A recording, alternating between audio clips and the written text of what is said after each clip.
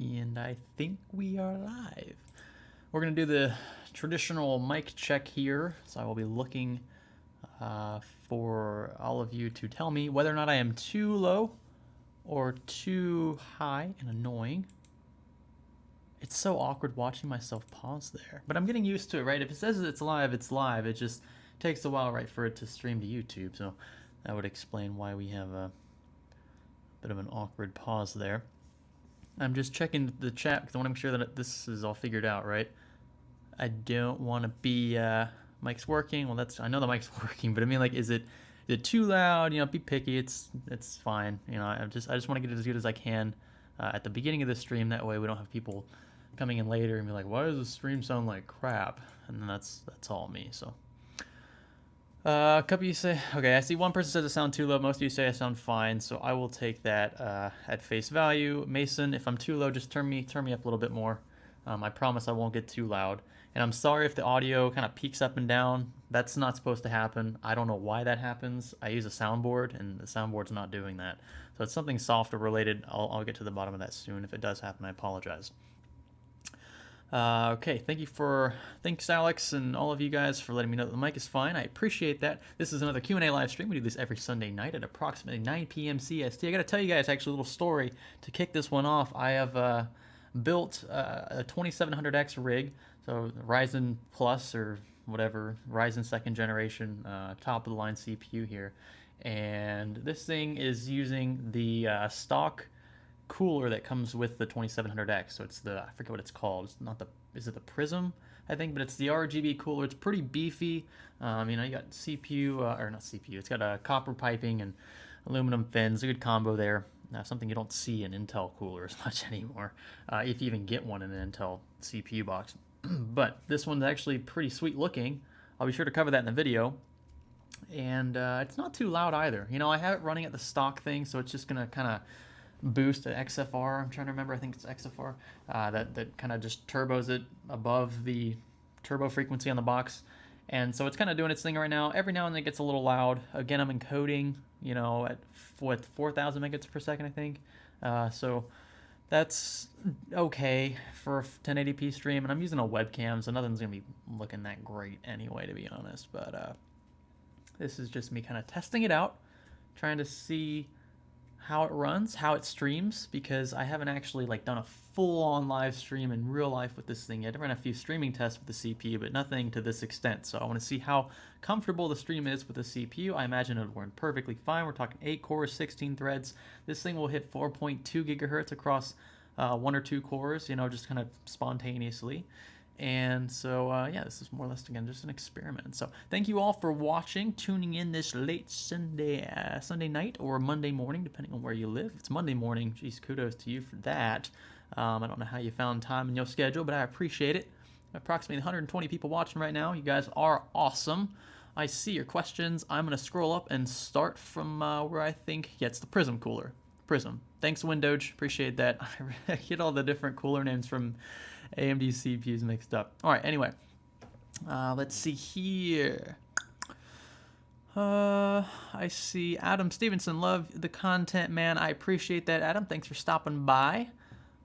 Sammy Sai. I think that's what I'm gonna say. Sammy Sai. Some time ago, you made a review on CryoRig. Are they truly worth investing one? Thanks in advance. I've made a few reviews on CryoRig coolers. CryoRig makes beautiful coolers. I think they're some of the best in the business all around. I think they're pretty much on par in my book with Be Quiet coolers, just from the sense that, like, okay, they're not going to be typically as quiet as Be Quiet coolers. You know, the Silent Wings 3 fans are going to be some of the best out there, but they are going to look as good, if not better, than Be Quiet coolers in some instances. Like the Quad Lumi, for example, the H7 Quad Lumi is a beautiful cooler. I've been waiting to do a full-on review of that cooler, but I love the Quad Lumi. The C1, which is that really big top flow cooler, that's a beautiful one. The C7, everyone uses an ITX coolers or ITX PC builds. I love the C7 as well. So yeah, CryoRig's definitely a brand that I would go to and consider strongly for a CPU cooler. Scrolling down here, I see Anand asks why AMD cards are less popular than Nvidia cards. Part of that has to do right now with the preference miners have towards AMD cards because they're just better miners, so it's harder to find cheaper AMD cards for the equivalent power that you otherwise would have with an Nvidia card. Also, Vega 56 and 64 were kind of flops. They didn't really do what they expected them to do. They weren't as popular because they were so expensive right out of the gate. They launched them around the same time that mining just took off. So that was a big reason as well. I think people expected a lot more than what they got with Vega 56 and 64. I think the overhyping there kind of killed the vibe a little bit as well. People in general, like in my personal experience, I see people favoring Nvidia drivers, Nvidia GeForce experience more than I see people favor Relive drivers or Crimson drivers. The experience itself, I think people are a little more familiar with it. GeForce has changed quite a bit. I prefer the old GeForce experience, but I like Shadowplay. It's very easy to use, very low profile. And I think in my experiences as well, just personally, the software side of things, I think Nvidia is still at a slight advantage. And so if I had to pick, let's say between an AMD card and an Nvidia card that are the same level, right? I would choose the AMD card because typically AMD cards are going to be a little less expensive for the same amount of power. I mean, look at RX 480, 580 versus the 1060. The 1060 was always in the mid to upper 200s. The 480s and 580s were in the low 200s, which made it, those were better value graphics cards for sure, and you got about the same performance. But if you're dealing more or less with the software side, and you record a lot of gameplay or game footage with the built-in software, you do a lot of stuff in GeForce Experience and in those Crimson drivers and overclockability and all that stuff, I think that Nvidia has an edge on the software side. And that's just coming from somebody who has, again, switched between these a lot. I work with both cards, both vendors a lot, or manufacturers a lot, and I prefer Nvidia software. Not to say that I prefer Nvidia cards in general, I just prefer Nvidia software. But I think AMD, just like they do in the CP market, does have, in a normal market, the edge when it comes to value. They don't charge you that Nvidia tax that everyone is so hell-bent on bringing up. Okay, SHX Baby, BBY, donated that is that £2? I'm trying to get my units right here. That is £2. I appreciate that super chat donation. Can you link your personal PC build, please, or make one? I have all my personal builds go up on videos on the channel. So type in Science Studio PC build. Those have been all my personal builds. I use all of them personally when they go live, or when I build them, I film them all basically. So you'll find them all on the channel. This one here that I'm talking about, that I'm streaming with right now, I haven't filmed yet. You'll see that video coming very soon. NubZZ11, I guess that's what I'm going to say it is. Then for that $9.99 super chat, my dude. Hey Greg, just wanted to let you know that your videos really got me into building PCs, into the PC building world. I'm 90% done with my first build, and I'll be sure to post lots of pics in the Discord. My dude, I appreciate that. Speaking of which, thanks for bringing up the Discord, because so what we do with Discord is we link that to our Patreon. Because I feel like, we could have like an open Discord, right? And I'm sure we'd have hundreds of people in it. We did that with Steam, and it was just kind of too much for me, especially to keep up with. A lot of people were sending messages and asking questions, and I just didn't feel like I couldn't really focus on all the people who wanted attention. And then some people would get upset because I don't respond to them, and I just feel like the way we have it set up now is probably for the best. And it's not because I want money. I just think that it kind of narrows down the playing field so that I can be more attentive to people who actually do want to contribute in some other way. So the Discord is linked to Patreon. You only got to donate like $1 if you want to be in it. It's $1 a month, which you can decide if that's worth it to you or not. If this isn't your favorite channel, you're probably not going to want to pay $1 a month. But if you like what we do here and you like getting involved on Science Student, you can do so. Sorry, I'm logging into the Discord right now because I want to check and make sure nobody's asking questions in Discord, because I want to give Discord viewers preference. I'm not going to just ignore everyone else in the chat, but I want to make sure that I'm seeing this correctly. What am I looking at here? Oh, okay. So anyway, gonna minimize that. Gonna pull this back up here. How are you all doing out there? Thank you to I can't see anything right now. 228 people watching. You guys are crazy. It's a Sunday night. What are you doing with your lives? Definitely not Snowden. That is an epic name there. He asks, will I have a bottleneck if I pair an overclocked 3.9 gigahertz 4-core 4-thread 2200G with a GTX 1070 Ti? Right off the bat, I am almost certain that will be a bottleneck. 1080 is going to be a bottleneck, and the 1070 Ti is not, it's not a huge jump down, right, from a 1080. I mean, in some cases, like if you had like a blower style 1080 that didn't turbo very high because it just got so hot, right, because Nvidia kind of scales frequencies according to GPU temps and memory temps, the jump down isn't substantial enough to justify that purchase over a 1080. If you're worried about a bottleneck, both are going to be, I would argue, it just as much of a bottleneck to each other in reference to the CPU, which is severe underkill. So I mean, if you wanted to look at it like, you know, you had an APU, right, a 2200G. If you're gonna buy a 2200G, you probably don't want to spend $600, $500 on a 1070 Ti or 1080. So, you know, you might want to just, instead of opt for a 2200G, go for something like an R5 1400. R5 1600 would be your best bet. That's a better combination there. But pairing it with a Ryzen APU, it just doesn't really make sense. Let's see. Merkley asks, after your experience with the Galax white cards, you mean off-white card, the 1070 Ti anyway, would you still recommend it? I also live in Canada, so I'd have to buy a used one on eBay. Are they worth the hassle? Yeah, like if you're paying a little under MSRP, like if you're gonna use Galax card, in my experience, I had a 1070 Galax card. It was a sniper card, and then I have a 1070 Ti sniper white card, and look, both ran fine. I was really impressed with how quiet the cards were and how high you could overclock manually above just the out of the box frequencies there. So they're great cards actually, and most of them use custom PCBs, so they're you know, add-in boards, and they do really well on the overclocking and thermal sides of things. So the coolers are effective, and they're generally not much more expensive than like a mainstream EVGA card or Gigabyte card, what have you. You can buy a used one for around MSRP in the States or slightly under that, whatever that equivalent dollar amount is in Canadian dollars. Then yeah, I would say go for it. I don't have anything really to complain about with Galax cards other than the fact that some of them are marked up a bit higher than they should be, and that the white card, at least in the 1070 Ti's case, is not actually white. I mean, that was me just kind of nitpicking, but to be honest, if you buy a white card, you should expect a white card. Let's see here.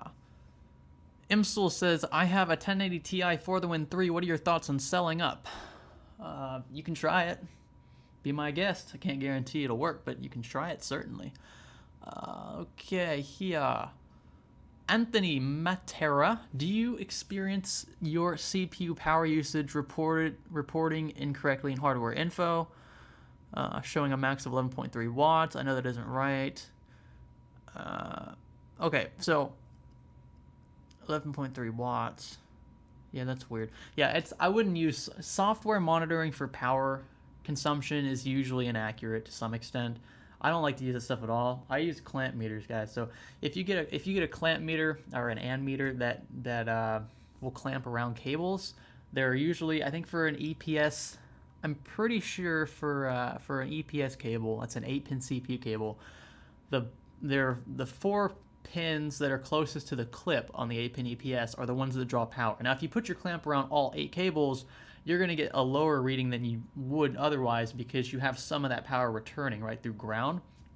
So if you just clamp the cables that are supplying power, as in one way, right, one direction, then you're going to be able to read directly what that 8-pin EPS is pulling from the power supply and thus from the wall. So that's to me a much more accurate way of doing it. I wouldn't trust software at all. That 8700K should be putting, I don't know for sure, but it should be at least 100 watts, if not higher than that, under load anyway. If you're idling, you know, it might be 30 watts and something, you know, it'll be a lot lower than it would be under load, obviously. So I would suggest an ammeter, like a clamp meter, and then you could really gauge your power consumption if you're really worried about that. It's good to have anyway. Let's see here. Roreed B says, your videos helped me build my first PC. So thanks, I appreciate that. That's why this channel exists. I like building my PCs when I was younger, and I started the channel around that premise. Well, I didn't start the channel originally around the premise, but it morphed into that premise because I was excited to build my PC for the channel, and you guys were really amped up about that. So that's what this channel eventually became. It kind of morphed into a tech channel because the demand was there. So I have fun with it either way, so it doesn't hurt me. Steven Santilli, that's a cool name. Is it Italian? Greg, I have $350 to spend on a CPU for gaming and a bit of streaming. Okay.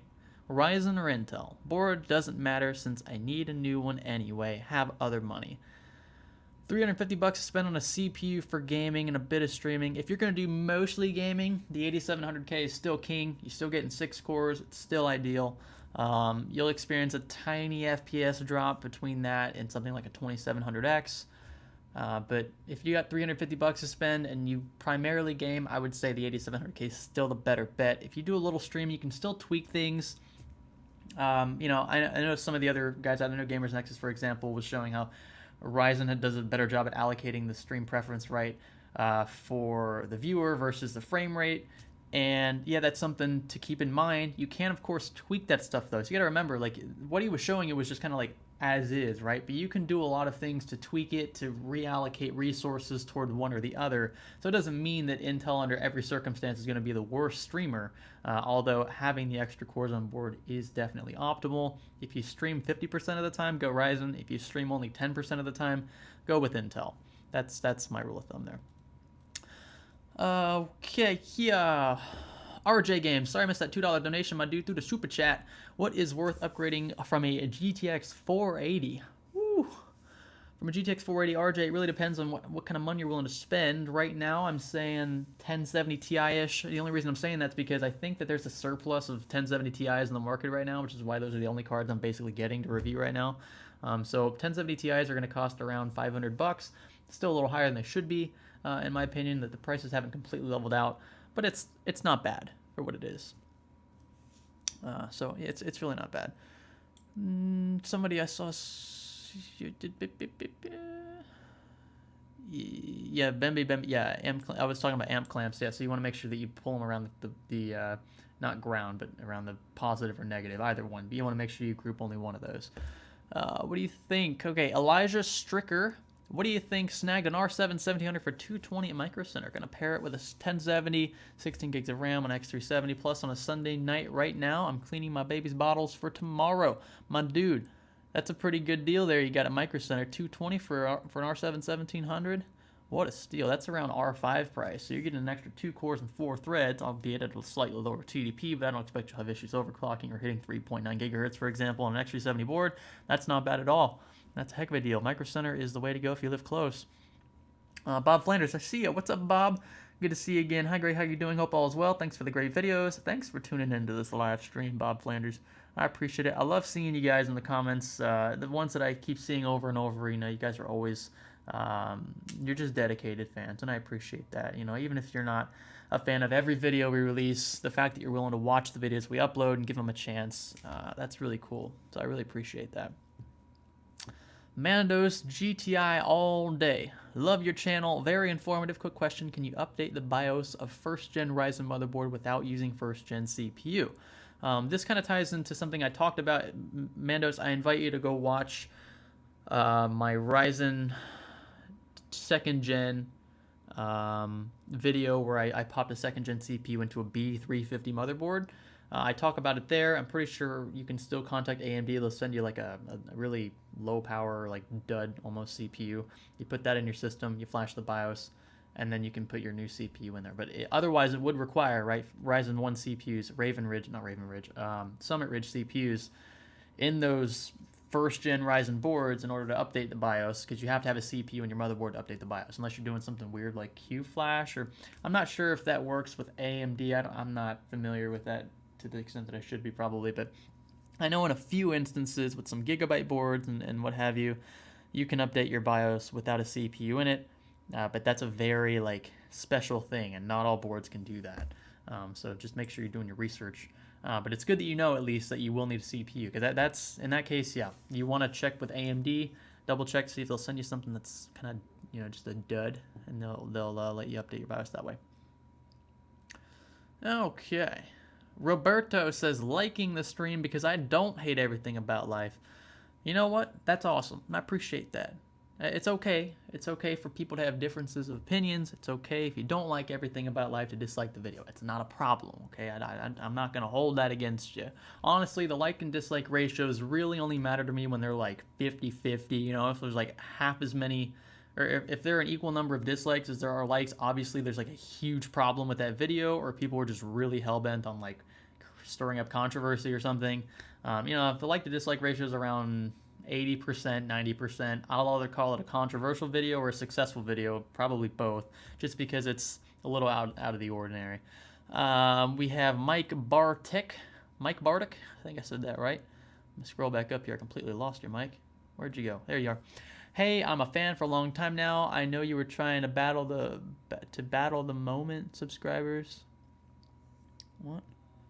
You were doing giveaway and you said you would reveal the winners, but you never did giveaways when you said you would. Not sure what you're talking about, Mike. I've never done a giveaway and not announced the winners. I always announce the winners within a week usually, unless it's a big giveaway. I would do it a month. But point to the giveaway you're talking about, because I haven't done something like that in a while. Hey Greg, Bland Paloma, I want to know your preference on this, mechanical or membrane. Did I use membrane for the longest time? I thought mechanicals were so annoying when I first used them, but now I can't go back. Membranes feel like squishy jello. It just depends on what you're used to. We've been doing more. Grant Goose, I currently have an FX 4350 and an RX 460. What would you recommend me to do? I have money around 800 USD. So assuming you don't need a graphics card upgrade, I'll assume you already got that in the bag. $800 gets you pretty much anything consumer grade right now. So you could go top of the line Intel with an i7-8700K. You can go top of the line Ryzen with a 2700X and an X470 motherboard and 16 gigs of RAM, because you're going to need new RAM, by the way, if you get a new platform, because the FX platform Bulldozer Piledriver was on DDR3, if you recall. So you're going to need new RAM. Let's say you get 16 gigs at $200. You get an X470 motherboard for $200. It's $400 right there, and then you spend another $350 on a 2700X. That's what, like $750, $800. There's your budget. That's what I would do, especially if you want to stick with Intel. Blake Vogel, what are your predictions on future GPU prices? Think they're going to come down? I don't want to get more involved in that because I'm not a fortune teller. I don't follow the market that closely. Let's see here. Bryant Civica says, I lost my comment. This is like the Matrix. Liam says, hey, my PC stopped posting all of a sudden. My motherboard debug light says it doesn't detect the GPU. Okay. But I've tested and it's fine. I've got a Ryzen build. Any thoughts? Well, then it sounds like if it's not your graphics card because you've tested another system, then it's your motherboard. It might be the PCIe slot. Maybe you can try the 16X slot, the full length slot underneath that one. See if you get a post from there. It won't run on the full 16 lanes, I presume, but you still get a post. You still get a C. By the way, a posting is different than. So if you're not getting picture, your system still might post, right? But you don't know that it's posting because you're not getting an image to your screen. So you need to double check with that. Try a different graphics card in the motherboard other than the one that you have, just to narrow down the odds that it's some kind of weird incompatibility between the card and the motherboard. Again, try a different slot. And let's see. I don't know if you got a Ryzen build, so you probably don't have an APU. So you're going to have to use a graphics card to see a post. So yeah, do those two things and let me know what you get. If you've already done those things, let me know. Okay. Ooh, I see Colossal Cubes. What CPU specs do you need on a second PC dedicated to 4K streaming? If you're only going to do 4K streaming on that, 4K streaming is really tough to begin with. I'm assuming you got the bandwidth to handle it, but you got to have some mad upload speeds. I assume you have like gigabit internet or something like that. So let's say you have that, and let's say that you have one PC for gaming, and you're using the second one for streaming and encoding. 4K is going to be, regardless of if it's dedicated or not, it's still going to be huge. It's going to be a huge tax on your CPU, right? Because of the encoding process. So I don't know enough about that to give you a confident answer. I don't want to tell you something that's incorrect. I would just search forums on that one because I've never tried to 4K stream. I just don't see the feasibility in that. So I'm probably not the person to ask for that because I've never done that before. 1080p streaming, you can do that with an i5, you know, or like if it's a dedicated streaming machine, then all it's doing is streaming, right? So you probably just want to have something that's at least got 4 cores that are probably higher clocked, or maybe like a Ryzen 5 CPU. But if you want to use integrated graphics and not a graphics card, then you probably want to stick with Intel. So it depends. But you get a lot of different options to weigh there. Okay, I'm scrolling up here. I want to see who I missed. What do we have here? Any experience with Thermal Right CPU coolers? Thermal Right. Let me see here. Thermal Right. I've never heard of Thermal Right. And okay, so he's saying that they're cheap AF on Amazon right now. Let me see here. I've never actually used these coolers, so and they've never contacted me to review any of them, so I will have to wait to give you my verdict on those. I just don't know yet. Is a Strix? This is from Maxim225. Is an R9 390X still good for gaming in 2018, or should I think about upgrading soon? If so, should I get a GTX 1070 and not looking to break the bank? Yeah, I think you kind of know the answer to your own question, right? Like the R9 390X is going to do as well as it's going to do given what your preferences are. If you want to play in 1440p medium-ish settings, right, you know, the 390X is going to handle that. But the issue with the 390X is that it runs really, really hot. So if you're tired of how loud it gets, how hot it runs, how hot it makes the other components in your system when it's under load, then get a 1070. It's going to consume much less power. It'll usually run quieter and cooler. So 1070 is a good upgrade, definitely. If you can get decent amount of money for your R9 390, because right now 390Xs I'm pretty sure is still in hot demand for the miners who are trying to pick it up last minute. You might be able to get a lot of your money back for that. Okay, let's see here. Chase Ziman. What is the best GPU for 1440p at high FPS at ultra settings? Okay, Chase, so the FPS isn't going to really matter as much for graphics cards. The frame rate is all about how the GPU calls frames from the CPU. And the CPU is going to be your limiting factor there when it comes to frame rate. So if you just want 1440p ultra settings, you could probably get away with a 1070 or 1080 with that. It's hard to recommend the Vega 56 or Vega 64, which would be the equivalent AMD cards that could handle those in-game settings and that resolution, but for the most part, you can be better off with Nvidia because they're going to be cheaper and they'll consume less power and generally be quieter because we have plenty of AIBs to choose from. So 1070 to 1080 would be perfectly fine in 1440p. Maybe not the ultra preset, but you'll be up there, just in my experience. Scrolling down here. Okay. I always get asked this, will you be doing a Hackintosh build soon? I don't really know, what is it with you guys in the Hackintosh build? Is it just like you're just like super curious or something? Because I know you've seen those Hackintosh builds on other channels, but like, do you just want to see me like struggle to install it or what? Like, what's going on with that? Because I get asked that every stream. I'm just curious. I would do it if enough people were interested. I would have to have like a petition with like 1,000 signed signatures before I'd ever get the balls to want to install like Mac OS on a freaking desktop. And apart from that, there's always those freaking kids who are like, Hackintosh, it's illegal. You know, and you just got to deal with a bunch of people like that all the time. All right, anyway, scrolling up here to Holden J. Greg, what is your favorite guitar brand, and can I get your thoughts on my current main guitar? Thank you, Holden, for that $4.99 donation, my dude. I will gladly answer these questions. Good question. So, favorite guitar brand, Gibson, for sure, even though they just went bankrupt. I have 2 Gibson Les Paul Customs. I have a Gibson SG, Those are the 3 Gibsons I have. And the only other one that I want like a Fender Telecaster because I love the way those sound. Because I have a Stratocaster, but Stratocasters are more like they're a little more trebly. They're higher pitched, and the strings just feel different on a Fender fretboard. And then I'd also like an Ibanez because Breaking Benjamin and Ibanez go really well together. Breaking Benjamin's my favorite band, so yeah, that's my other dream guitar. But Les Paul Customs, I mean, like those things weren't cheap. I won't lie, my parents bought those for me. That was way back in the day. They were just like, they bought them, and that was like their motivation to get me to keep playing guitar.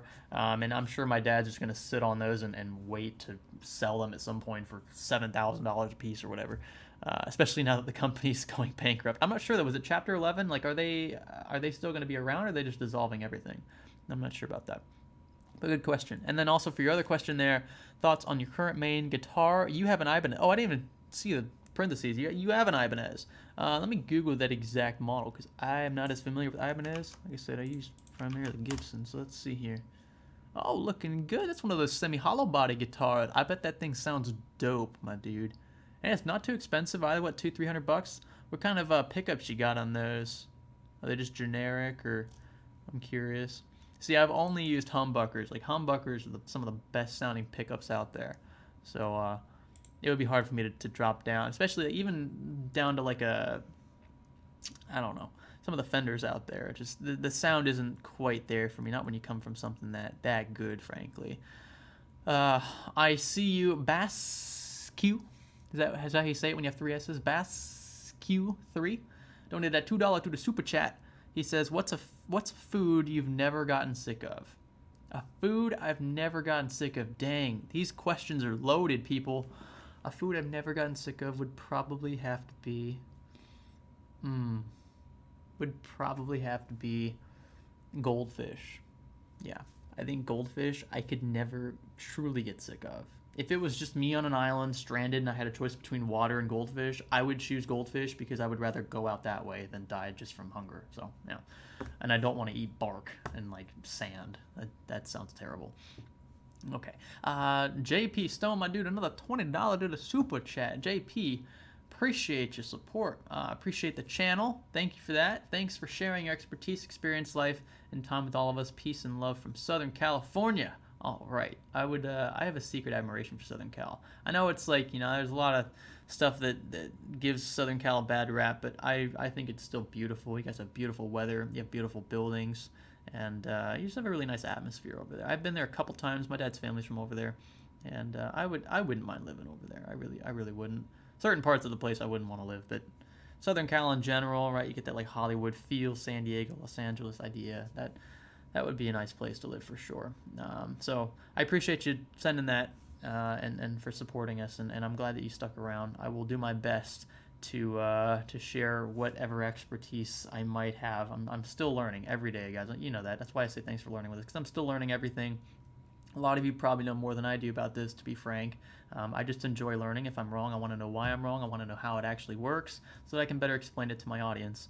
And that's really all this is. This is just a give and take of knowledge is all anything is in the academic world. So I love teaching. I love learning. That's why this channel exists. Mr. Lil Nick, for that $2 super chat. Love the channel, man. What DDR4 RAM for my 2700X? Good question. So I can tell you right now, G-Skill paired a bunch of us with that camouflage looking, I don't know if it was sniper RAM. I'm not sure. Speaking of sniper RAM, we just talked about the graphics cards.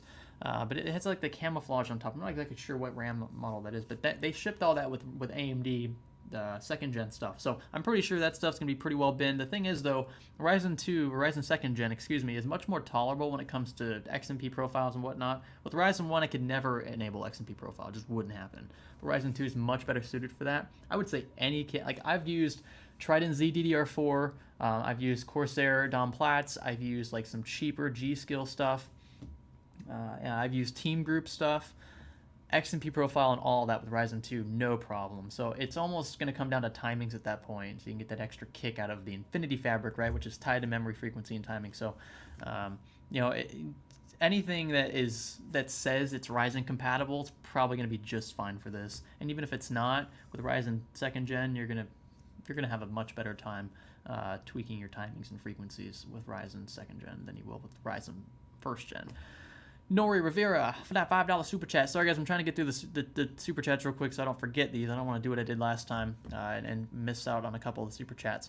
Love the channel, man. What DDR4 RAM for my... Oh, no, sorry. Wrong one. Nori Rivera. Greg, Three Rivers barbecue much? Ooh, okay. Okay. Three Rivers barbecue. Give me a second. Give me a second.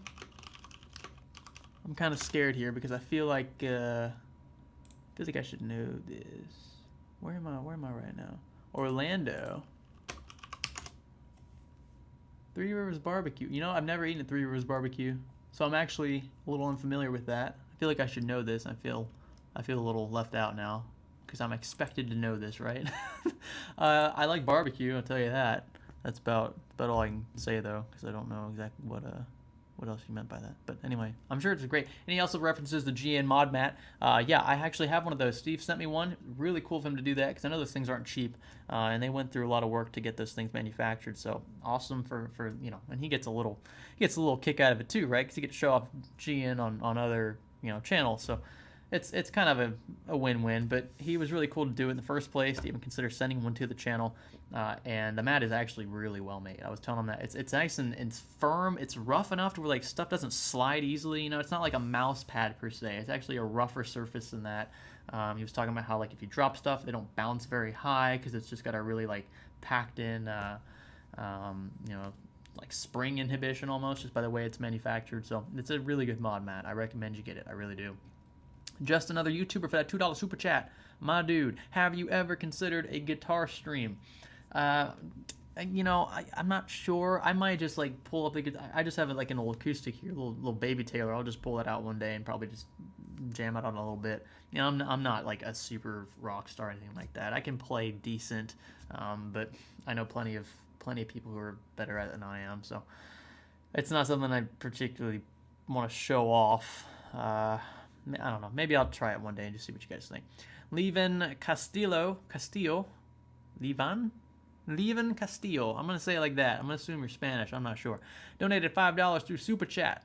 My dude, appreciate that. Please help 1 second frame lag when looting in PUBG and Rust when Shadowplay is on.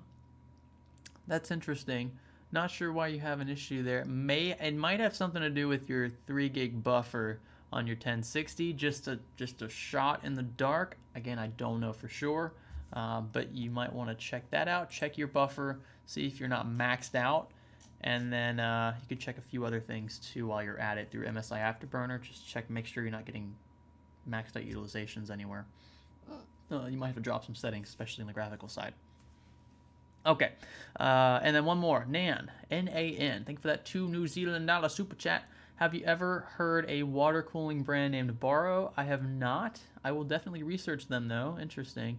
Honestly, like I just know that the big 3 or 4 like Primo Chill, EK, Alpha Cool, a couple of smaller ones that manufacture really cool stuff that I don't exactly have contacts with at this point, but I would love to use in the future. Thermal Take is another one that I use a lot of just because they're more value oriented. So, yeah, those are the big 4 that I usually look at. I'm not too familiar with the smaller ones, but I would be more than happy to review their hardware for sure. Fantex, by the way, makes some pretty cool water cooling stuff. I don't know if many people know that. They make cool graphics card blocks. They make cool CPU blocks, even reservoirs now. So, something else to check out. Wise Guy says one day he will see this comment and he will help me get my couch sold. Well, I hope your couch sells now, dude. There you go. Crackling Ice says, hey Greg, does chicken taste like everything or does everything taste like chicken? That is a serious and loaded question. You guys are on it today with those loaded questions. I do not know. A lot of stuff tastes like chicken, I think, because chicken is just, I don't know. I don't even know why. Why does stuff taste like chicken? Or why does chicken taste like other stuff? Chicken has a very like mediocre flavor by itself. I think that's part of the reason why, because it doesn't have like a very like gamey natural taste. It more or less tastes like whatever you put on it, i.e. gravy or seasonings or what have you. I think that's why people say chicken tastes like a lot of things, because it's kind of like just like an empty profile that you want to just subconsciously fill with something else that you've tasted that's also pretty bland. I don't know. But chicken is just one of those things you can pretty much put in anything and it'll taste like chicken, or chicken will taste like whatever you put it in. Lucidity. That's a cool name. Hey, should I buy a GTX 1080 Ti now or wait until the next GTX series comes out? I don't know. I'm not you. I don't know if you need it right now or if you need to wait, if you need it 6 months from now. If you really need a card right now, buy one now. But I can't answer that question for you because I don't know how bad you need the card. If you need the card right now, buy it. But if you're willing to wait, I think it'll be worth the wait. I will say that. I think it'll be worth the wait. I don't think Nvidia's going to try to price gouge us. Hopefully that doesn't happen. I expect around the same price per tier. So whatever the next thing is after 1070, right, and 1170 or whatever they do with the naming scheme, I think that'll still be priced around what the MSRP was originally for the 1070 launch. So if Nvidia is going to be a good guy here, which we'll see. I mean, we saw what happened with GPP. Then we might have a chance at some. I mean, if you think about it, Nvidia hasn't really had a lot of competition in the graphics card space. They had the RX 480 and the 580 and the 560 and the 550, whatever. They had the lower end stuff, but they never really had much competition on the upper end, right? But the 1070 and up. So the 1070, the 1080, the 1080 Ti, the Titan XP, the Titan Pascal, all the different Titans that were named very stupidly. So despite that fact, right? Despite the fact that Nvidia has not had supreme competition up there, because Vega 56 and 64 were flops in the sense that you couldn't really buy those cards, and then they immediately shot up because of mining, they didn't price them as aggressively as they probably could have. If you think about it, they probably could have asked $100 more for a 1070, and people probably would have bought it, because if you think about what the 1080 is and the 1070 is, the 1070 is like a 980 Ti. The 980 Ti launched at $600 and something. The 1070, which is an equivalently powerful card, but that consumes less power, is therefore just a cooler card, is only priced at $400 or $420, whatever they said that it was. And before mining messed everything up, the 1070 was a great value at $400. So Nvidia actually did us solid there. They really did. They brought us equivalent performance for a much lower price and with much more efficiency in mind. And that's something that I don't want you guys to take lightly. I was harping on Nvidia in that GPP video. I really was, just because I think it was a stupid relapse that shouldn't have even happened in the first place. But Nvidia has not wronged the consumer to any significant amount since, I would say, the 970 3.5 gig thing, which was that was another stupid thing that shouldn't have happened. Whoever let that pass should have been fired. I don't even know what happened with that. I didn't follow the story too much. I just knew it was it was an issue, with how much slower that half a gig of RAM was, or memory was. So the value proposition with Nvidia is still there, especially for the upper tier cards, maybe not 1060, but for the upper stuff. And if we expect the same amount of power, right, equivalently for the same price category, then the 1170 Ti, or whatever they call it, the next step up from the 1070 in the next gen, is going to be a heck of a card and a heck of a value. So just food for thought, you guys. Crackling Ice. I remember the days when $300 was the most expensive GPU you could buy. I think part of that has to do with inflation. Part of that has to do with production costs. I mean, I'm sure you know that. But prices are always going to go up as long as the value of money continues to fall. And that has been the trend for the past 20 or so years. So, ever since the U.S. went off the gold standard, when U.S. currency became fiat currency, our currency's just been really screwed, as has most currencies in the world. Let's see. I am scrolling. Sorry about that rant, by the way. Hope you guys at least see where I'm coming from there. I don't want to miss anybody. I see Noggin, $3 donation. My dude, would you recommend a Ryzen APU eventually with dedicated GPU? Yeah, if we got that kind of cohesive combination right between, if we could get, for example, AMD Vega CPUs, APUs essentially, right, with the 8 or 11 or whatever Vega cores we have, in those, paired with a dedicated graphics card that was also based on Vega, and that we could communicate with those via Crossfire like we could with the previous stuff back in 2013, 14, then that would be a pretty sweet idea, although I'm not sure how efficient it would end up being, because when you have Crossfire SLI running, you're only really extracting up to maybe 50-60% of that second card's potential. And then there's the argument what if you had that CPU run PhysX, right, or something along those lines? Well, they already kind of do that. If you go into your control panel with Nvidia cards, for example, you either have the card handling PhysX properties, but PhysX is not even that big a deal anymore. It used to be a bigger deal. Or you could just designate the CPU's integrated graphics processor as like that PhysX processor. You're not going to notice much of a difference because it's not the limiting factor in most cases. So the combination is going to be interesting for sure. I would love to test it, but at the same time, I don't think it's going to be as viable as people think it'll be, because I mean, if it's anything like the last gen stuff, right, with the APUs there, and you could pair that with like an R9 270 or whatever, it still wasn't anything to like drop your jaw about. So that's just my take on it. Let's see. Arbitrary Alex, I did read that. He says, "Hey Greg, you probably won't read this, but I love your videos. Keep it up." See, I read y'all's chats. I really do. Liam Sunmore, thank you for that $2 Canadian super chat. I tried both your suggestions and no post. Well, then it sounds like you got a bad board, my dude. If you're not getting any video to your motherboard and any slot you put it in, maybe check power delivery. Few other things I can think of. Your motherboard's probably fried. If that card works in a different board, then it's probably your board, which sucks. But that's what I would rule it at, just off the top of my head. Don't take it straight up. Make sure you do your due diligence, but that's what it sounds like at least. Dr. X17, what do you think of the idea of Intel making their own graphics cards? I think the more competition, the better. I'm perfectly fine with it as long as they don't try to, stifle the market and corner it and screw over the consumer, which I don't think they could do. I'm fine with it. I mean, there's nothing wrong with having more options out there. I've never been upset about, I've never looked at my screen and been like, oh, why are there so many cards to choose from? You might say that just because you don't want to do the work of hunting for the right one, but just black and white, it's a good thing to have choice. It really is. There are many countries out there that only have one option, and I'm sure many people who live in those countries will come back and tell you that those prices are not pretty, for many reasons, but partly because there is no other competition around. All right, it's the good and the bad of capitalism. You guys know how that works. Gundamigan, I don't know how you say that. Anyway, thanks for that $2 super chat. Is a Ryzen 1600 and gigabyte AB350M for $219 used? I don't know what you're asking. I mean, is it used? Like, is it a good deal? Yeah, that's a good deal. A 1600 usually run you about 180, 190 bucks. Gigabyte AB350M. It's a cheaper board. It's a MATX board, so you have to. It might not look the greatest in a full-size tower or a mid-tower, but 219 used, it's okay. Talk them down to 200. See if you can get it for 200 bucks. That's still not a bad bargain. Paulson George, Ash K, congratulations, you got a 450 with a 1080.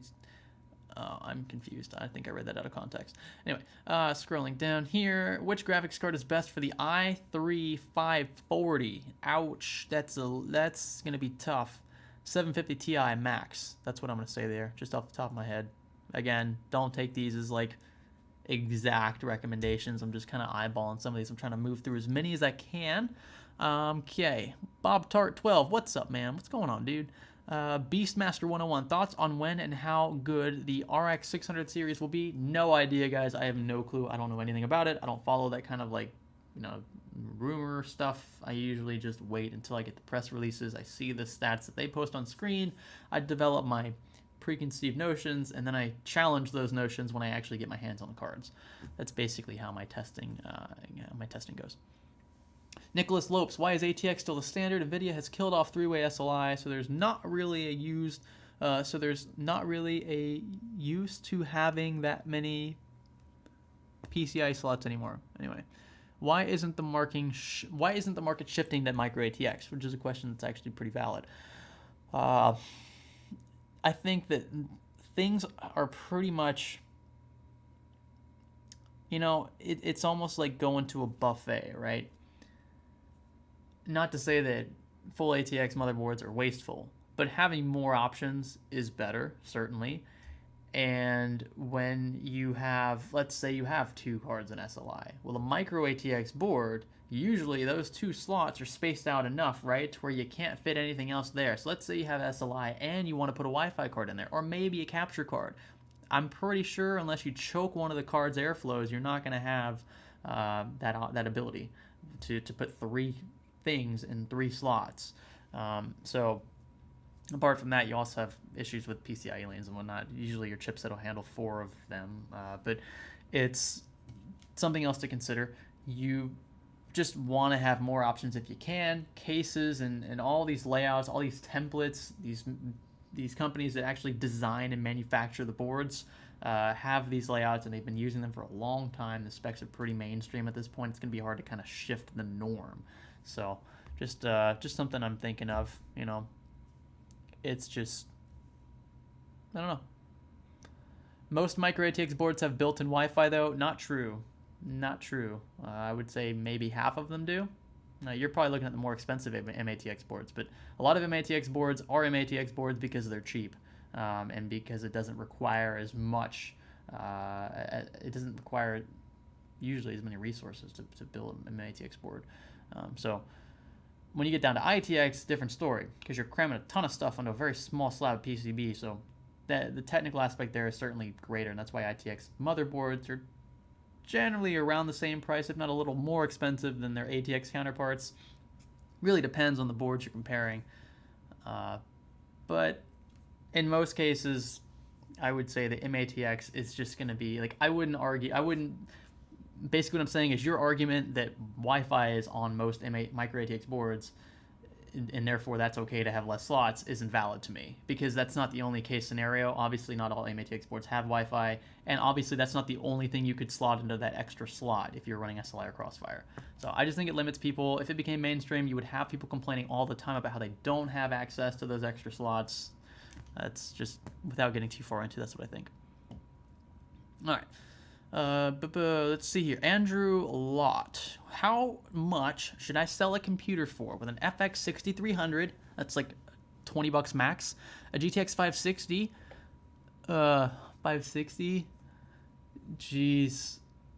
$50 max, maybe $50-$60. So that we're at like $80, maybe. It might be. You probably should ask less than that. 8 gigs of RAM. $110. 600 watt power supply, it's used, $120, $130 maybe. And then, let's see, 320 gigabyte hard disk drive, $10. Like another 10, so 130, Windows 10. You can get Windows 10 for 10, 20, $30, I would say. I don't think 300 is fair at all. I think you're asking probably twice as much that you should. Honestly, I honestly wouldn't pay $300 for that system. I would pay probably half that, to be completely honest with you. Your storage is so low, and it's a hard drive, so it's super slow, I assume. I'm just going off the top of my head. It probably is a little louder than modern hard drives. 8 gigs of RAM is a bottleneck, no matter how you look at it. It's an old platform, so it's locked in that sense as well. 6100 isn't even a 6300, so it's pre-pile drive. It's Bulldozer, I think, which had issues. It's a 560 2 gig card, which is also limited. I think that system is very limited all around. I probably wouldn't pay more than $150 for it, just straight up. I don't mean to insult you. That's just what I see value-wise in that build. Surav Kumar Roy Choidhuri. I don't know what currency that is, but thank you for that 100 of whatever currency that is. Thank you for your donation. How much should I pay for a 4 to 5 month old RX 480? Where can I find compatible RAM list for Ryzen 2700X? Look, Ryzen 2700X is compatible with any RAM. It's compatible with any DDR4 out there. But if you're asking for overclockability and like how tight you can get those timings and stuff, it's going to depend, really. If it says it's AMD Ryzen compatible, it's probably going to give you some flexibility. Ryzen 2nd Gen is much more tolerable when it comes to RAM timings and frequency. I can enable XMP profile on Ryzen 2nd Gen. I couldn't do that on Ryzen 1st Gen. So just food for thought there. 32 gigs of memory is perfectly fine. RX 480, if it's 4 to 5 months old, see if it was mined with. If it was mined with, you should probably ask a little less than what he's asking for. If you're comfortable haggling, buying a mining card isn't a problem unless you see or hear a problem with the card, at which point you probably want to stay away from it altogether. But if it runs fine, sounds fine, there's not like an obscene coil whine or whatever, temps look to be in check, it's probably an okay card to buy. Just don't pay exactly what they're asking for it unless it's a really good deal already. Haggle with them. See if you can get $20-$30 less for it, or see if you can pay $20-$30 less for it. Gun Demugan, $2 donation again. The board was motherboard was MITX. Okay, gotcha. Gary, wait, let's see.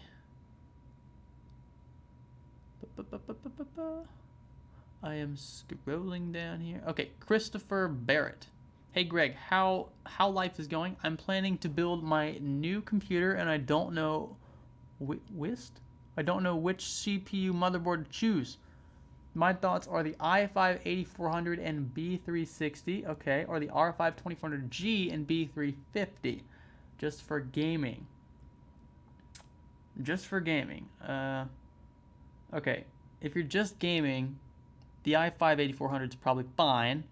You're going to get a higher frame rate than you will with that R5-2400G in almost every scenario.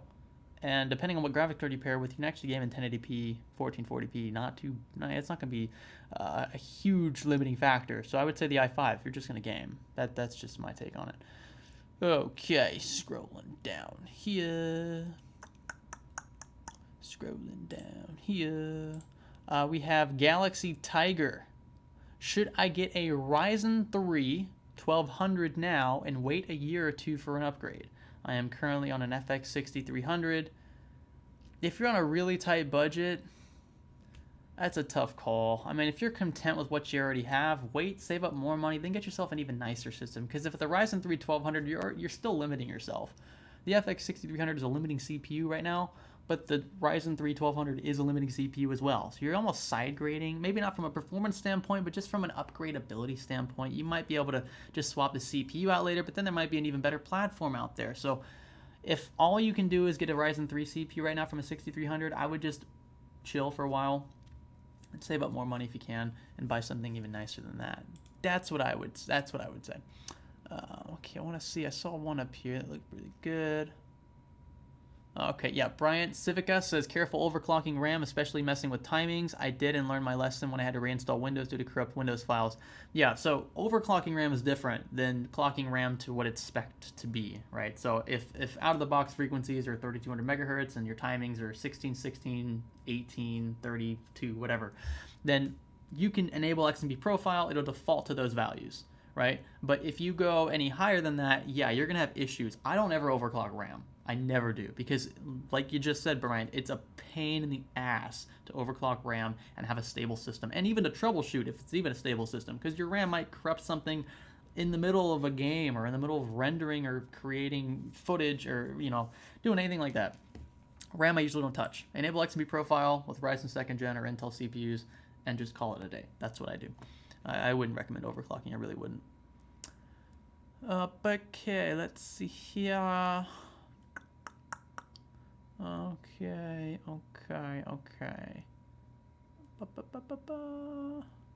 You guys are awesome. We have 325 people watching right now. What are you guys doing on Sunday night? What are y'all doing? I see we have a... Oh, I see you guys. Okay, all right.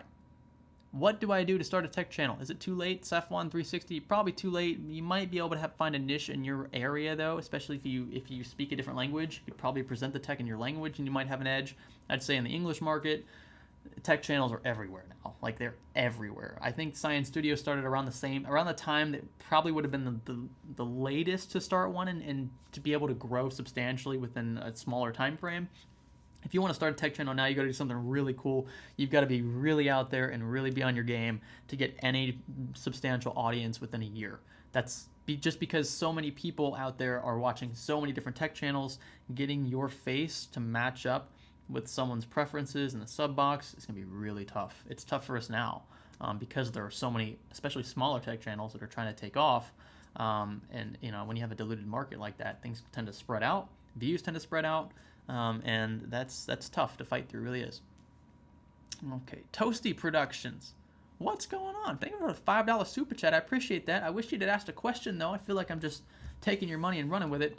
I invite you guys, please, to ask questions, especially if you're willing to donate, because, heck, you know, I don't I don't want to just take your money without actually feeling like I did something for it. I know that answering a question isn't worth what you're donating, but I appreciate you guys doing this for me. And for sticking around. 336 people watching. What are you guys doing on a Sunday night? I love you guys. Coalition Gaming, thank you for that $3.50 super chat. I hope you like my Crash Bandicoot animations, by the way. Whenever somebody subscribes or whenever somebody donates via the super chat, you see the Crash animation, and I absolutely love Crash Bandicoot. Coalition Gaming says, yo, would be cool to see some Xeon builds. Rock on. I have a few older Xeon builds. I haven't touched Xeon lately, and I probably should. I just think that prices are so good right now on the consumer side that it's difficult to recommend a Xeon processor unless it's a really used, like, old processor.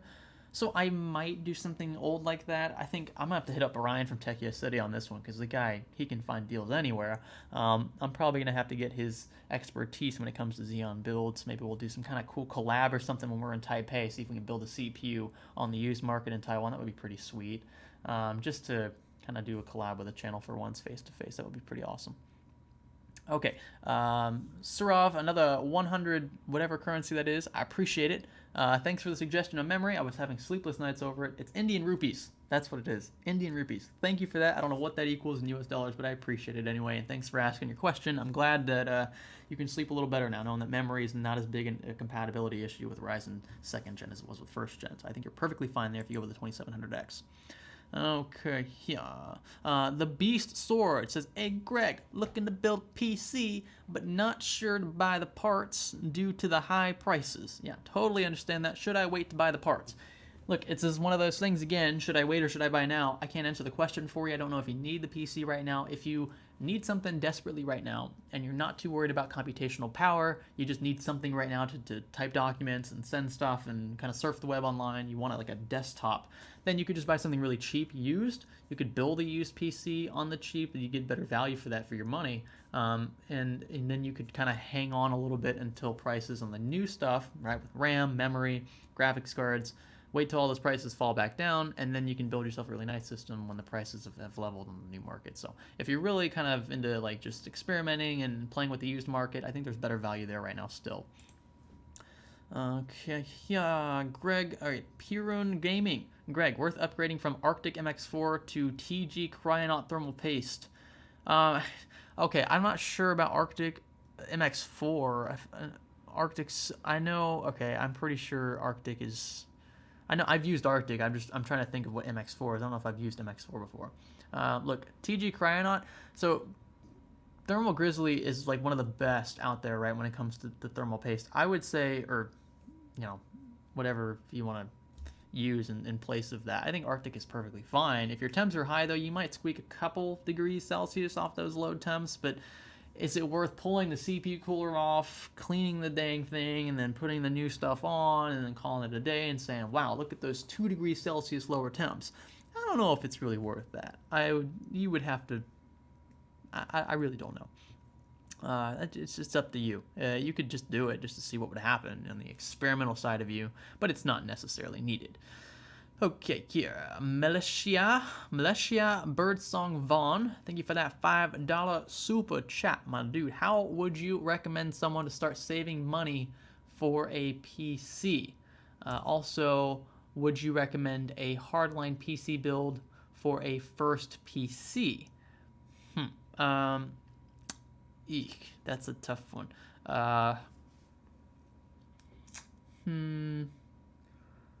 Saving money for PCs, I don't really know. I mean, I don't know what your circumstances are. So I don't know what you can save, what you can afford to save. You know, if you don't need something, if you don't need to go out to eat, if you don't need to spend $600 on a cell phone, where a $300 cell phone could do you just fine, find ways to make compromises elsewhere for the sake of building a PC. And that's kind of what you have to do when you're on a budget. I totally understand. I know exactly where you're coming from. I'm still like that to an extent. Not with PCs per se, but with other things. You know, like I don't get free cell phones very much. I don't get free laptops at all. And I still have to budget those things myself. And I'll look at my budget and I'll say, okay, this is what this is the money I had coming in, and this is the money I had kind of coming out. And so I have this net, right? Do I want to save all of it? Do I want to save part of it? Am I worried about the future earnings? You know, you have to think all that through. Make an Excel spreadsheet if you want. It's just going to come down to what you're comfortable spending, and then Hardline PC build for a first PC is not recommended. I would not go that hard in the paint. I just wouldn't, speaking from experience. The Greatness for that $5 super chat. Thank you, my dude. Thanks for showing off the Windows key for $12. Helped me out a lot. Instead of spending $200, totally on board with that. Like, regardless of where you get it from Kinguin, you get it from eBay, you get it from CD Key, SCD Key. It doesn't matter. I just think that those are better alternatives than spending the full amount of money on one of these. And these, by the way, I'm pretty sure OEM keys. A lot of people were saying they were like ripped from credit cards and whatnot. Like, that's old school stuff. I really do think that they get these from really old machines, laptops, all these things with keys on the backs of them, or they're just distributing keys from Windows directly. OEM stuff is more or less, you know, that's not the same thing as people ripping them from cards. McRaw for that €5 super chat. Love your vids. Got 2700X with Corsair 7. Sorry, my Roman numerals stumbled a little bit there. Better than my overheating 7700K for multitasking. I can tell you didn't change the thermal or the TIM there. That's okay though. Look, I hate the fact that Intel did not put better quality crap between the IHS and the die. So it's so stupid that you even had to experience that, but I totally understand where you're coming from. So the 2700X is a great CPU. It might even be an upgrade in some cases, right? Even from a multitasking standpoint, yeah, the 2700X is definitely an upgrade, but maybe in a few games as well that favor the extra cores and threads, you might have an edge there too, especially if you're streaming, doing something else in the background. Is it worth the overclock? Is it worth it to overclock it though? CL14, 3200 megahertz of RAM. It's a good RAM. I would say, overclocking, probably not. Unless you're going to do primarily multitasking oriented stuff, high thread workloads, just leaving it, letting XFR do its thing is going to be a better bet. I talked about that a little bit in my 2600X review. So I would just leave it. If you're content with that, fine. If you want to experiment a little bit, do it. But I think you'll be perfectly happy with just leaving it at stock, letting your motherboard do its thing. Coalition Gaming for another $2 super chat, my dude. NEETA. For small channel review. Yeah, I know. I have I've been putting that one off. Again, I have a few channels I already have set up. I'm pretty sure I'm up to 3 channels now. I want to put 5 channels. I want it to be like the title be like 5 small tech channels you should know about. Like, that's going to be the title, something along those lines. And I'm looking to eventually have that video published. I want to get it done before Computex though, so before the end of next month. I think you guys would love that video, and I think that the creators that we're going to promote in that video deserve the recognition because I think they have excellent production value, especially given their size. They deserve more subs than they have.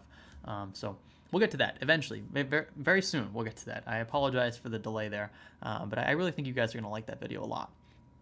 Okay. Okay. Oh, Danko's Erotica asks, how does gravity work? My dude, that is some deep stuff. But I love talking about stuff like that. Gravity is like gravity, all the forces, right? Gravity, electromagnetic force, strong force, weak force, all like the Hawking stuff. I love it. We will have to we'll have to do a video on that, just as like an old school science studio video. But gravity, relation to mass. I did an experiment back when I was in like 7th grade about whether size, like if you had like, let's say you had a Jupiter that was 100 kilograms and 5 feet wide, and then you had another Jupiter that was, 100 kilograms and half that distance wide, like 2.5 feet wide.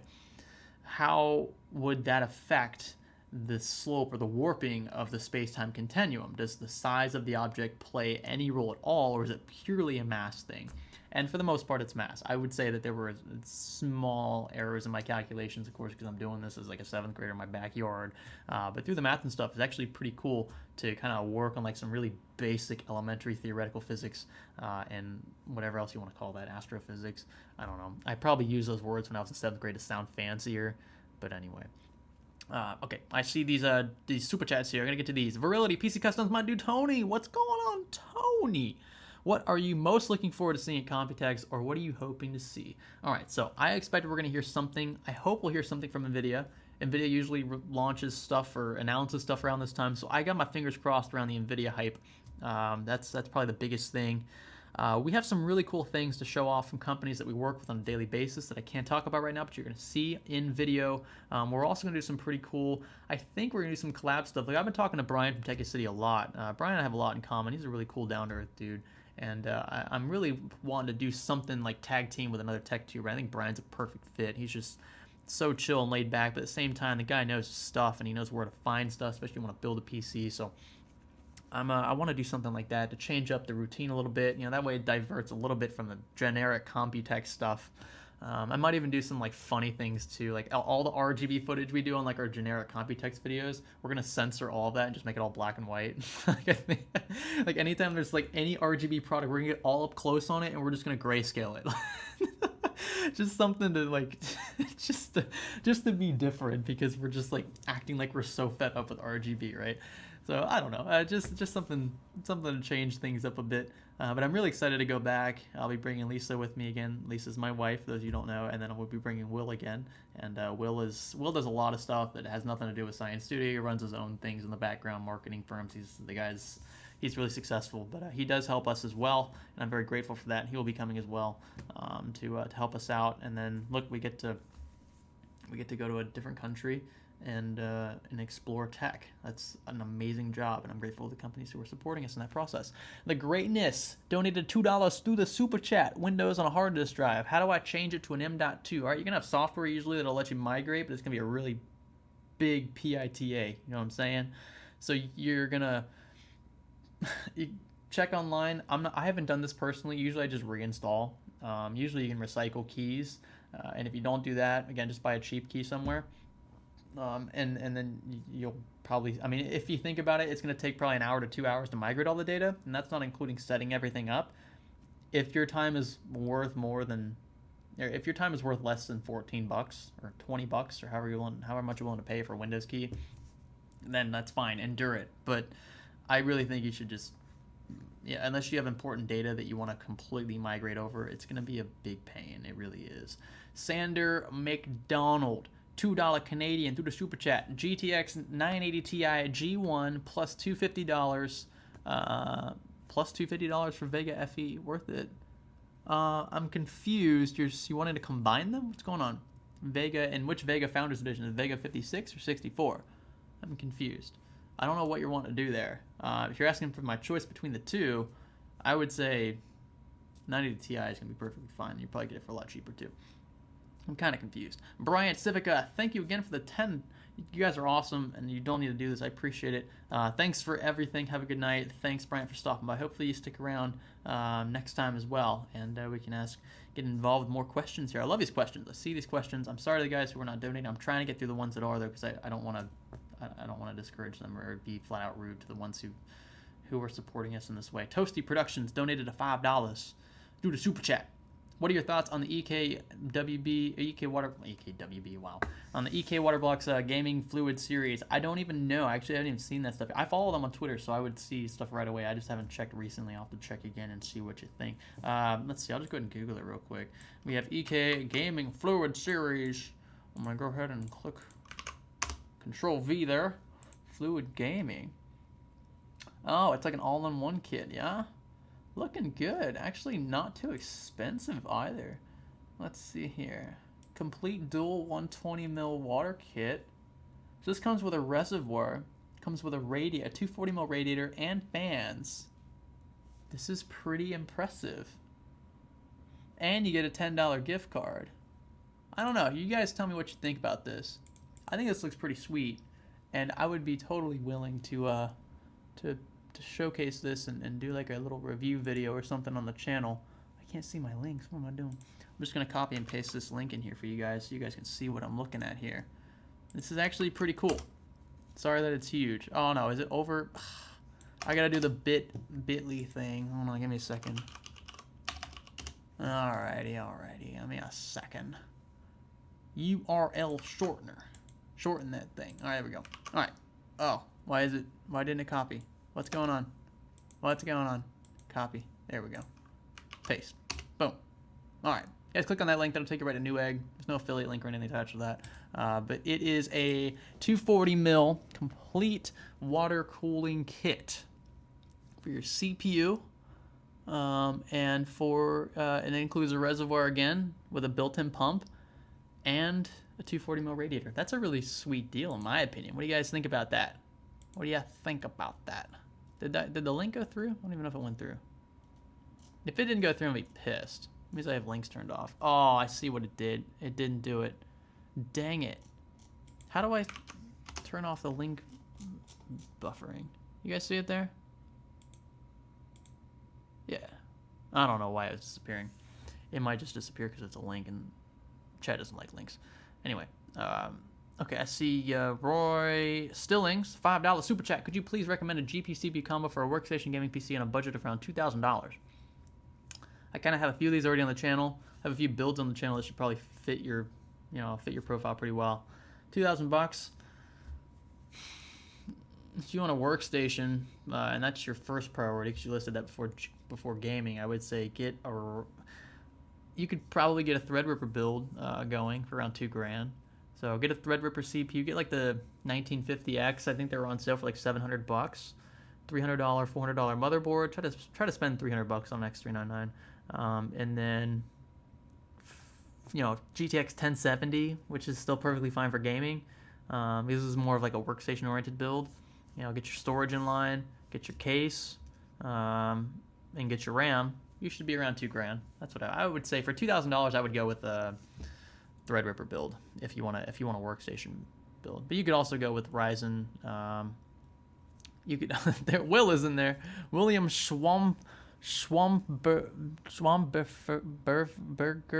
with the B. I missed it. I'm sorry. I don't know how to pronounce that. Oh, Chemi Torres, goodbye, mate. Nos vemos la próxima vez. Oh, próxima. I need to work on my Spanish. Sander McDonald, $5 Canadian. It's my 980 Ti offering $335 Canadian. Oh, for it, and a Frontier 16 gigabyte air cooler. 16 gigabyte air cooler. I don't know what you're talking about. 16 gigs of RAM, I guess, in trade. On another note, I'd be abusing my SF600 with a Decacore and Vega. Yeah, you'd be in the upper end of your efficiency curve there. Thanks for clarifying, Sanders. I'll get a redonate for that. But I don't think that's bad. I mean, look, you can ask anything you want starting for your graphics card. You might not get any bytes right at the price you have it listed at, so then adjust accordingly. There's nothing wrong with asking more. I know I pick on people on Craigslist that do that. I just point them out, I'm like, this is too much, But like, if anything, take that as criticism and just lower the price. If you're already getting bytes at the price that I make, that I point out that you're pricing it too high for, then good on you, right? I'm just saying I wouldn't pay that much. I don't see the value in it. But if you're getting hits at that price, then by all means keep it there, right? If someone's going to pay that much for it, I'm not going to get upset at you for charging that. Just got to play the market. I'm not sure what the market's like in Canada, but I almost said Canadian, but in Canadian dollars. Oh, when is the next terrible PC ads video? I am working on a couple of those. I will have those published to the channel soon. I'm going to do one before I leave. I'm flying to Switzerland to see Lisa, and then we're going to fly from there to Taiwan for Computex. So I'm probably going to have one uploaded and published right before I fly out, and then I'll have one published when I'm in Switzerland, or Germany, so that I don't have to worry about making too many videos while I'm there, because I won't have my full production, and I don't want you guys to see that downgrade in my production quality. Okay, yeah. We'll do a couple more questions, you guys. We've been at this for, an hour and 20 minutes or so now, so a couple more questions. I appreciate you guys sticking around. We have 283 people watching right now, so thank you very much for that. Not sure what you guys are doing on your Sunday nights, but the fact that you're willing to spend part of it watching this live stream and contributing in the chat section is pretty awesome. Okay, I'm going to see what we have here. Scroll up just a little bit. Okay. The heatsink on my EVGA 1060 is terrible. 82 degrees Celsius on 100 load, so full load, getting constant thermal throttle. What do you think a water cooler with NZXT GPU bracket is worth? That's a really weird thing. I would tweet it EVGA or like contact them on their website and just show them what's going on. Take a screenshot of the temps under full load. Take a take a picture of your card and just send them this inquiry and see if they respond to you. If they don't respond to you, get at me on Twitter and I'll get a hold of them for you. But that shouldn't be normal, and I don't want other people to expect that when they buy EVGA cards. I think it's an anomaly. I wouldn't recommend buying a Kraken, AIO cooler for your card just because there's one issue with your EVGA card. But I would try contacting them first. Okay, so I Am Groot asks WD Blue or WD Black for Steam Library. This is a good question. So I've used both. The WD blacks are significantly louder. They really are. They're not like, annoyingly loud, but you will hear them. The WD blues are actually pretty quiet for what they are, and they're generally a lot cheaper. I would say performance-wise, you're not going to notice much of a difference. The blacks usually all spin at 7,200 RPM, whereas if you go with the higher tier blue drives, they usually get a little slower. This one's at 5,200 or 5,400 RPM. I don't notice a difference between that and 7,200. Not when you're loading games per se. So I would say blue is probably the best bet for just a general consumer. Okay, let's see. Ian Perk says, I saw your acrylic tubing bending tutorial. I think it was PETG though, just keep that in mind. There's a difference on your channel, but are there any other videos on your channel that explains water cooling for real beginners? Like what kinds of things are you talking about? Like, what do you mean water cooling? Like the parts you should get and the components you should look out for? That's a good question. I don't know if I have something that's like truly like a down to earth like basics of water cooling video. I would say Jay's 2 cents has a lot of those videos already up. He's been doing this a lot longer than I have, and he's got the resources there for it on his channel. I would say check his out for sure. For now, I will try to get something out there soon so that I don't have to keep recommending only him. I love Jay, but I don't want to keep recommending Jay's videos if I have videos of my own. So it's just an incentive to get on my A game and start producing videos like that. Even though other channels have already done similar things, I still want to have my own take at it, because I think there are different ways of explaining things. So just because one channel's already covered something doesn't mean that other channels can't cover it in a different way, and that's the goal. I try to set it apart. Let's see. Sander McDonald, he's clarifying again. Frontier Edition, 16 gigs of HBM2. I didn't remember Vega having 16 gigs of memory. Anyway, you didn't have to specify that it was 16 gigs. If it's a Frontier card, they all have the same amount of RAM, Sander. I don't know why you bothered doing that. I know you have a 90 Ti. You said you're offering them my 90 Ti and 335 CAD for the GPU. I don't know, dude. Like, I don't know your market. I don't know what your currency's even worth. I know it's probably less than ours, but I don't know. So I can't really tell you. All I can say is if they say no, obviously they want more than that. Kind of play up or down the price according to what they're asking. Okay, can you do a Cobra Kai theme build? Cobra Kai. I want to see those. They have them streaming on Netflix, right? Or not Netflix, YouTube Red. I thought I watched the trailer. It looked pretty cool. You grew up watching the Mr. Miyagi and all the old school Karate Kid movies. I watched the new one with Will Smith's kid, and it was pretty good too. But the old school one, there's nothing that tops the old. And there's like three movies, right, of the old ones. So yeah, I might I don't know. I don't know if I'd pick Cobra Kai as like my theme for a PC build. I'd probably do like Iron Man themed or something first. Anyway, let's see. How dangerous is delidding an Intel CPU without the delid tool? I would say pretty dang dangerous. I wouldn't do it, Roberto, unless you're really comfortable with yourself and you're willing to pay the money up front to replace the CPU if you break it. Okay. Matthew Lumley. I just wanted to say in your video on the overclocking non-K chips was a godsend for me, and my 6500 has been running strong at 4.7 since then. My dude Matthew, awesome. Yeah, I'm not really sure how Intel actually felt about that. I don't have direct contacts with Intel, so I really couldn't tell you anyway. But I'm sure they probably looked at those videos and that dang Science Studio channel, he's getting them to route around our overclocking, guidelines, basically non-K overclocking, right? On Skylake CPUs, you could flash an old BIOS that was eventually updated and patched, right? Because Intel didn't want you doing that. But there was a website that had a list of old BIOSes that would allow you to base clock overclock locked Intel CPUs, far beyond the locked base clock limit. And those were really popular videos. People really liked those because there was value for the consumer who didn't want to pay more for a locked or for an unlocked chip. And Intel, being Intel, is going to charge you more for a chip that you can overclock versus one that you can't, all because there's just a few things disabled in the CPU that cost them next to nothing to enable. AMD, you can overclock basically anything in their lineup. So that's just my take on the two companies. Tells you which one cares more about value in the consumer. Okay. What am I seeing here? Oh, I see. Okay, I see a couple more. Storm Capricorn. Can my GTX 1050 handle any game at 1080p 60 FPS? Depends on your settings. 1050 can handle 1080p gaming, but probably not maxed out 1080p gaming at 60 FPS. Depends on the game and depends on the settings. You'll play around with it. You'll get the idea. 1050 is not a bad card. It's not a bad card for the price, but it's not going to be anything spectacular. DK King X, I can't answer that. Depends on your use case scenario. Got to be more specific. Okay. Jay Cirque, what do you think of the X299 platform, mostly the 7820X? Jay, I've already talked about this in my old X299 videos. I have them on the channel. Type in X299 i9 7900X preview. I know it's not the 7820X, but you know, just watch that video. I talk about my feelings on X299 in that video. And let's see, a couple more here. Kartike Bagla, thank you for that 60 Indian rupee. Appreciate that. R5 2600 plus GTX 1080 Ti or R7 2700 plus 1070 Ti.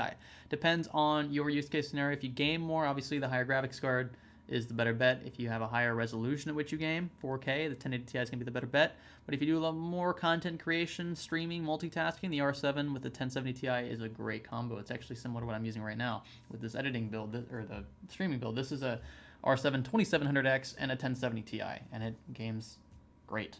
It really does. I mean, all my benchmarks of the 2700X review were on a 1070 Ti. So it's a great value.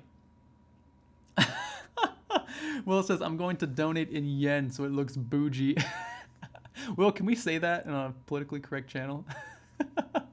ML Gutuber 360. Yo, Greg, I got spare CPUs. What would you say performs better, FX 8350 or i5 3450? Not going to overclock. In my experience, look, the i3 6100 outperformed the FX 6300 in gaming. The i5 3450, despite being a 1 generation older CPU, or no, 2 generations older CPU, technically on the consumer grade side, right? We went from 4 to 6, is probably going to be a better bet than the FX 8350 if you're not going to overclock. Even if you did overclock, it'd be pretty close, but I think the i5 is going to have a tiny edge just for gaming. Anything else, I'm not sure. Robert, what did you study in college? I have a whole video on that. I studied engineering in college. I have my degree now, and I'm working on my master's in business. Okay. Benby Whitehead said, whatever that is, I don't know what this is, but it's like some kind of weird language that does not use characters that I'm familiar with. All right, one more question, folks. I see 280 people watching right now. I appreciate you guys doing this on your Sunday night. Let's see. Dr. X17, I'm not too familiar with Pentium 1. I'm not sure. I would Google that. Google would know more, definitely more than I do about that. Let's see. I see Matthew. I see Andrew. Come on, guys, give me something good. Give me something good. Pat, I have a video similar to RX 580 versus RX 580 paired with R5 1600. The best value GPU CPU combo. I have that video on the channel. Check it out. The 580's close to a 1060 in performance, but the 1070 is not far off. That's a good combo. Okay. Use NZXT build or build my own computer. If you enjoy building, I would just build your own, especially if you can build it for the same price. But if the NZXT build website has prices that are cheaper overall versus a comparable system you can build yourself, then buy it pre-built for cheaper and then just disassemble it and then reassemble it if you're that concerned about building. Okay, I see a couple more here. Benoit Levesky says, Greg, are you a camera guy? I know a little bit about cameras. I have to ask a lot. Like, I was just asking Dimitri from Hardware Canucks today about something. I was looking at using a speed booster with a Sigma lens for my G85. And I wasn't sure about the crop factor. It was confusing me because like the Metabone speed booster has like a crop factor of like 0.73. But I'm like, okay, is that 0.73 from full frame or is that 0.73 from my crop factor that I already have on a Micro Four Thirds? I was like, just a lot of mumbo jumbo. It was confusing me there. Anyway, Eugene Joseph, so happy to see Greg. I have a lot of questions. Do you know any good free video editing software? And what bitrate do you upload videos to YouTube? I use the default YouTube 1080p or YouTube 4K preset in Premiere Pro. I don't use free editing software. iMovie's pretty good on Mac side just because it's free and it's like decent for on-the-go video editing, but I'm not sure about on the Windows side. I know a few people use like DaVinci Resolve is a pretty decent one. Sony New Vegas or Sony New Vegas or Vegas? I'm confused. Anyway, yeah, those softwares are pretty good too, but I'm not sure if they're free. I'm pretty sure one of them is free. Other people would know that answer to that question. Hopefully they help you out in the chat. I'm sorry I'm not as well equipped for that one. Okay. And we have a couple more. Let's see. Yeah, the hardware Canucks for sure. Yeah, they are my camera work idols. Dimitri and Eber definitely know what they're doing with their cameras, so for sure. And then I see one more here. This is the Moving Frag donation. Thank you for that $10 super chat, my dude. I appreciate it. I'm doing an overkill build with a custom loop. There will be 2 CPUs with TDP of 205 watts each and a graphics card with TDP of 250 watts. Can I get away with a single loop? CPU radiator, GPU radiator 2, pump. All right, depends on your radiator space. Like if you're just using 120 mil rad, it's probably not going to be enough unless you're willing to downclock or keep your fans at max RPM. I've been in situations where I don't have enough rad space and things overheat. Usually it's when I have like a single 360 mil rad, I have 2 graphics cards and a CPU. It's not a bad gig, but I usually like to turn my fan speeds down a lot.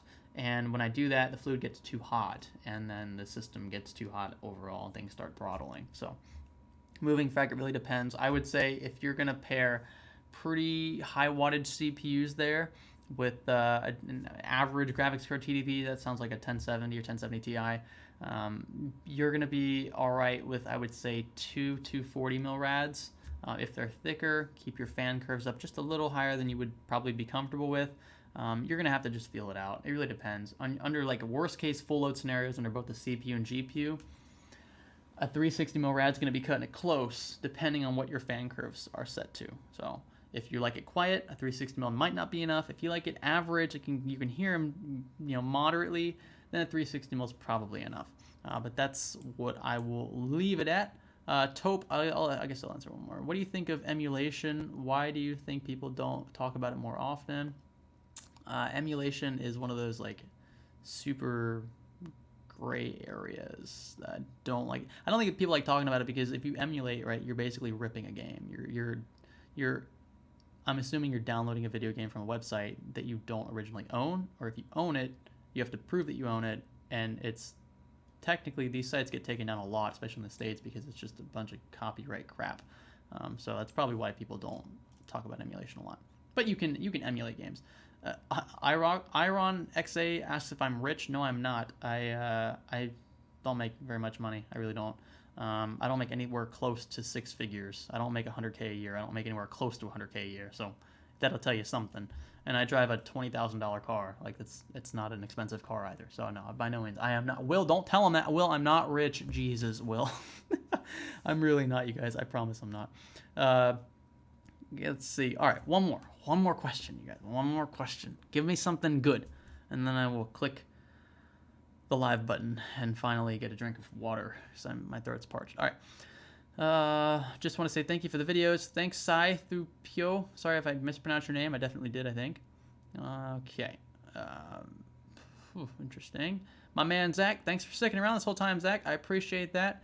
Adarish, it really depends. I don't know if an i5 is enough for gaming for you. It depends on what you're doing while you're gaming. The i5 in most cases is enough for gaming, but if you're going to do more than just game, then the i5 is probably not enough.